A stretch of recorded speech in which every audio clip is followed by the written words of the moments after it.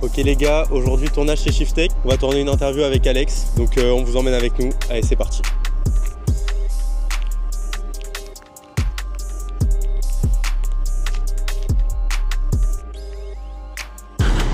Je la trouvais trop belle, du coup je l'ai mise sur The Club. Mais elle est inconnue parce que ça doit être la seule.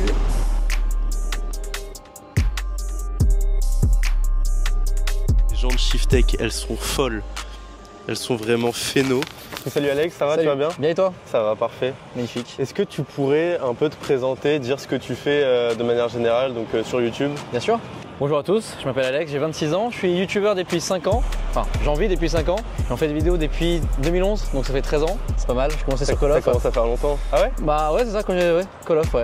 Et je passais sur les chaînes Code QG, Code CF à l'époque, c'était assez incroyable. Et de passer à ça, et c'est assez fou quand tu y penses. Et qu'est-ce qui a fait le changement du coup de Call of aux voitures? Alors l'envie d'être à l'extérieur et surtout ma collaboration avec Akram. Okay. Donc c'était il y a 5 ans justement, en 2018. Je l'ai connu parce que je passais une voiture chez lui comme tout le monde. Et puis en fait de fil en aiguille on est devenus amis et okay. Voilà, après j'ai bossé 3 ans avec lui et après j'ai fait aussi mon petit bout de chemin. Moi j'étais d'abord spécialisé, enfin je me suis spécialisé du moins dans le voyage, okay. C'est-à-dire la même semaine parce que moi je sortais 3 vidéos par semaine, lundi, mercredi, vendredi. Le lundi ça pouvait être une collection à Dubaï, le mercredi ça pouvait être un V8, ça j'aime bien. C'est très sympathique. Bah, d'ailleurs j'avais parlé, donc le mercredi ça peut être un rasso aux États-Unis et le vendredi je sais pas moi une collection en Thaïlande. Donc en fait c'est vraiment spécialisé sur le voyage. Beaucoup. Ok. Du coup, si tu peux nous parler de Shiftech parce que t'en as l'égérie un peu de celui de Montpellier. Alors Shiftech pour l'occasion, Médéric est venu faire sa première vidéo en fait sur les réseaux avec Akram. J'étais là ce jour-là, je les avais filmés etc, c'était génial. Et ensuite le premier partenaire on va dire récurrent sur, qui faisait de la promo pour Shiftech, bah, c'est moi du coup. Ok. Donc il y a eu Akram pour un gros shoot et après bah, moi mensuellement on va dire. Jusqu'à ce qu'il y ait après boiserie et puis après moi je continue aussi et du coup c'est comme ça que j'ai connu Shiftech. Tout le groupe en fait c'est devenu d'abord des potes et à un moment donné j'ai toujours eu cette envie de me dire ah ouais j'aimerais trop avoir mon propre centre. Mais je te parle de ça c'est en 2020. Oui, ok. Ouais, et puis après l'idée a mûri avec le temps et puis bah, aujourd'hui on y est après 9 mois de travaux et puis plus d'un an de recherche, de développement d'idées etc. Et voilà. Ouais parce que c'est le dernier centre qui a ouvert du coup de Shiftech à Montpellier. Ça, exactement. C'était le 9 septembre si je dis pas de bêtises. Le 3 mais t'étais un peu près, t'étais pas loin. Juste. Est-ce que du coup il y a une inauguration qui est prévue, enfin une journée spéciale, quelque chose de particulier? Je pense que ça sera en mars-avril, quand les beaux jours seront revenus et quand ma trésor aussi, salut. Donc là je pense qu'effectivement, et puis quand ça sera un peu plus propre, tu vois par exemple là on s'est fait livrer de la terre, faut qu'on égalise, je veux que ça soit un peu mieux et plus présentable et qu'on fasse un peu propre. C'est quand même prévu qu'il y ait vraiment un événement organisé. Il y aura des petits événements en attendant, mais il y aura un gros événement qui sera prévu effectivement. Ok ça marche. Et du coup est-ce que tu peux expliquer ce que c'est Shiftech parce que du coup il y a plein de gens quand même qui ne connaissent pas. Bien sûr. Ce que fait l'entreprise. Alors d'abord nous on est un centre, enfin on a un garage qui s'appelle LHC et après on a effectivement pris la franchise Shiftech. Je précise ça parce qu'effectivement nous on a pas mal de prestations. On fait en plus d'un Shiftech on va dire standard. On a de la carrosserie, de la sellerie. Alors le CDI on l'a pas encore. Enfin je l'ai mais je l'ai pas encore recruté. Ça manque de. Faut qu'on lance en fait. On va faire de l'achat-revente de véhicules, de la recherche personnalisée. On fait du restauré fixe, donc il y a aussi la plaque ici. Le restauré fixe c'est du reconditionnement de vernis. La mécanique ça c'est étroitement lié aussi avec Shiftech, mais Shiftech d'abord c'est de la reprogrammation. Stage 1, 2, 3, Flex Fuel, Flex Plus. Ces choses là ça c'est ce que Shiftech fait de base et de très bien d'ailleurs. Et bon après de toute façon on va faire la visite du centre et un banc de puissance aussi. Voilà je crois avoir rien oublié. Que du coup tu pourrais un peu nous dire ce que c'est vraiment la reprogrammation moteur parce que c'est quelque chose d'assez flou en fait chez les gens, ils ont une image quand même assez vague de ce que c'est, donc est-ce que tu pourrais vraiment nous définir ce que c'est? Bien sûr. Alors, il y a 2 catégories. Il y a le stage 1, 2, 3 et le flex. Le stage 1, 2, 3, c'est alors le stage 1, c'est un débridage en gros du moteur. Ok. Faut savoir qu'il y a des moteurs, voilà, je sais pas, par exemple, si d'origine ça sort 100 chevaux, peut-être qu'il va sortir que 120 chevaux et je sais pas, 250 newtons et que 300. Ce qui est déjà pas mal, hein. Gain de conso déjà, gain en souplesse de conduite. C'est vraiment, c'est le jour et la nuit. Hein. Vraiment, bah, même sur une voiture très puissante, tu vois la différence. Ok. Donc celle-là elle est passée de 560 à 700 chevaux et de 700 newtons à 900. C'est plus la même voiture. Oui. Je veux dire la consommation elle est aussi amoindrie. Après celle-là est en flex, mais je vais expliquer ce que c'est dans quelques secondes. Mais en gros le stage 1 c'est ça, un simple débridage et en gros on gagne en souplesse de conduite. Stage 2 là on commence un peu à être dans la prépa. Donc ligne d'échappement, admission, enfin on commence à mettre quelques pièces. Et stage 3 par contre c'est changement de turbo, là c'est de la grosse prépa on va dire, ce qui est prévu sur celle-ci. Après il y a le flex. Le flex, ça c'est assez intéressant pour monsieur et madame tout le monde, c'est qu'en fait tu donnes la possibilité à la voiture de pouvoir rouler à l'éthanol et à tous les carburants. Après c'est de base une voiture, tu peux rouler au 95, 95 10 et encore hein, les véhicules d'avant 2000 c'est un peu compliqué mais bref. Là avec le flex, tu peux conduire à l'éthanol. Ok. Et ça aujourd'hui à 79 centimes le litre et pour une augmentation de 10 à 20% de caution en plus, en gros t'es gagnant quoi. Comme si à l'essence normale tu consommais je sais pas 3 litres au 100 quoi. Donc c'est quand même vachement rentable. Vraiment très rentable. Ouais. Ce qui aurait été pratique pendant la pénurie, j'imagine quand même pour pas mal de gens. J'aurais voulu ouvrir pendant la pénurie ce centre, tu vois, ça m'aurait été fortement utile. Mais ouais, du coup, après on n'est pas à l'abri d'une nouvelle pénurie, je le souhaite à personne d'ailleurs. Mais oui, là l'éthanol au plus haut il est monté, c'était 1 €.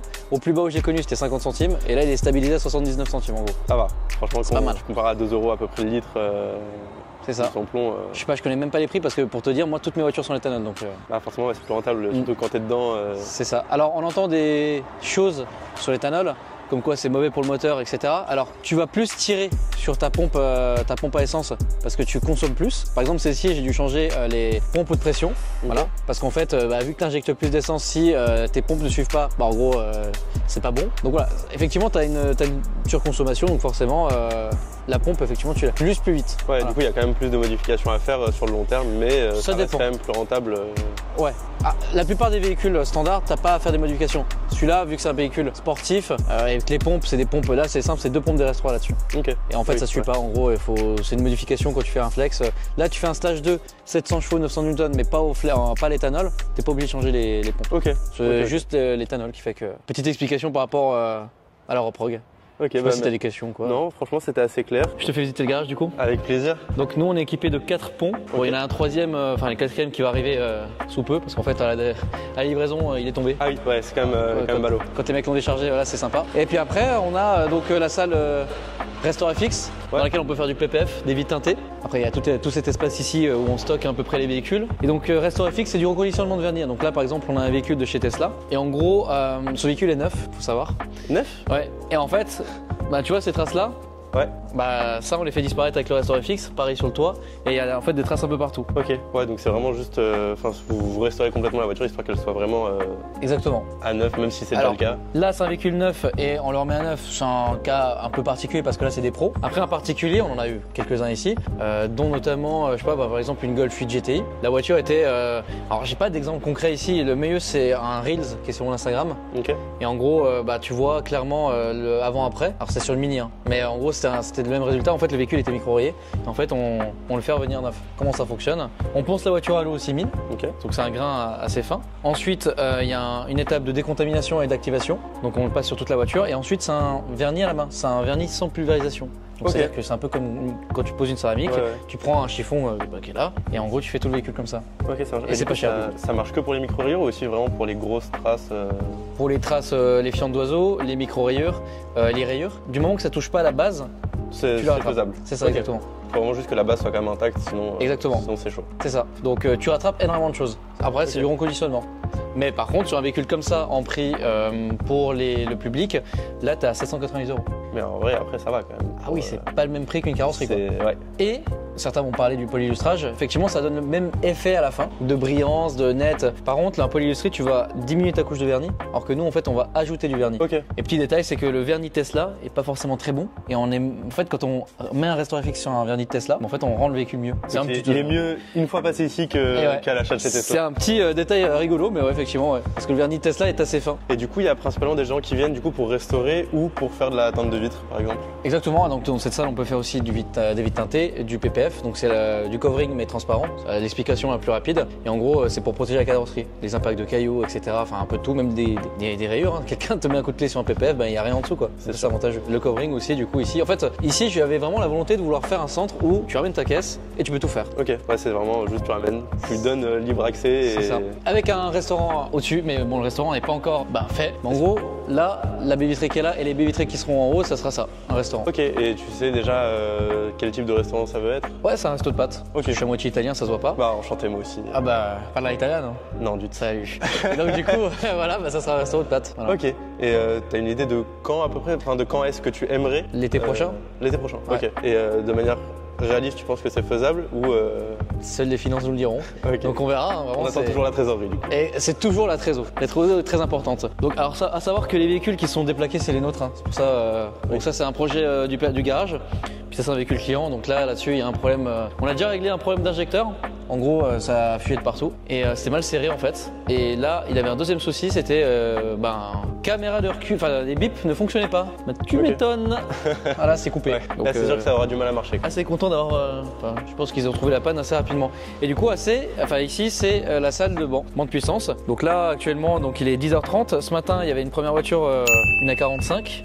Voilà, phase 2, donc pour un stage 2, Ok. pas mal. Et là, normalement, maintenant, il est censé y avoir un Q3 qui arrive Ok. pour un stage 1 plus boîte de vitesse. Ok, ça marche. Donc, ça va être assez sympa quand même. Ça va être très sympa, ouais. La A45, ouais, ligne complète dessus, admission. Ouais, il y avait pas mal de petites choses à faire dessus, donc oui, le client. Il est reparti heureux. Pas heureux, ouais. Donc ça c'est plutôt cool. Ça c'est vraiment le côté super cool. Du coup de base moi sur les réseaux sociaux, je vois des commentaires. Là on voit les gens dans la réalité et c'est un bonheur pas possible en fait. C'est genre vraiment génial. Je reviendrai pas en arrière en tout cas. Mais d'ailleurs, par rapport à ça, tu remarques quand même une différence entre les gens qui te parlent sur les réseaux et ceux qui viennent vraiment te voir chez Shiftech. Bah, ici il n'y a pas de rageux et puis les gens ils savent de quoi ils parlent et ils savent que on n'est pas des rigolos quoi. Oui. Et sur les réseaux les problèmes c'est que les gens je sais pas. Pour un clown, je pense. Comment Sur les réseaux, ils prennent un peu les gens pour des clowns. Ouais c'est ça, après on joue aussi un peu les clowns sur les réseaux, c'est aussi un peu le jeu. Mais Voilà, le but c'est pas forcément de faire des vidéos. Après je fais quelques blagues dans cette interview, mais encore il y a rien de c'est léger. Mais je dis oui, faut pas se prendre trop la tête. Je pense qu'à 26 ans quand on fait ça, c'est bon, juste apprécier la chose et la vivre pleinement. C'est ça. Et puis surtout se dire que faut pas trop se prendre la tête dans la vie quoi. Sinon on n'avance pas. Faut juste se lancer. Déjà ouais. Et profiter. C'est ça exactement. Ok, ça marche. Bah merci beaucoup. Avec grand plaisir, merci à toi.